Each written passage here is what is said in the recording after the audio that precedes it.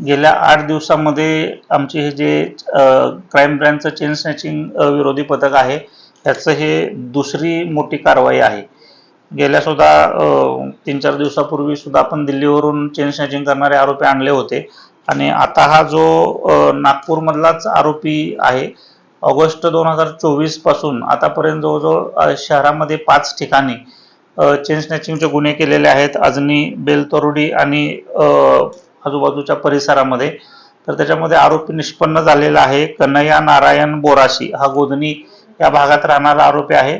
सध्या त्याला ताब्यात घेतलेला आहे, अटक केलेला आहे. याच्यामध्ये वेगवेगळ्या ठिकाणी ज्या ठिकाणी एकट्या महिला फिरत असतात अशा महिलांना गाठून त्यांचं चेन स्नॅचिंग करायचं आणि गाडीवरून त्या ठिकाणून निघून जायचं, अशा प्रकारची मोडस या आरोपीची आहे.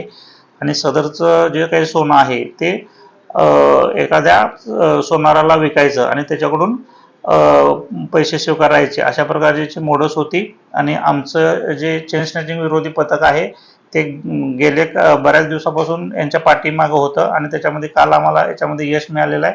तो आरोपी आणि संबंधित सोनार या दोन्ही यांना आम्ही अटक केलेला आहे आणि बेलतरोडी पोलीस स्टेशनला सध्या तो तपास दिलेला आहे.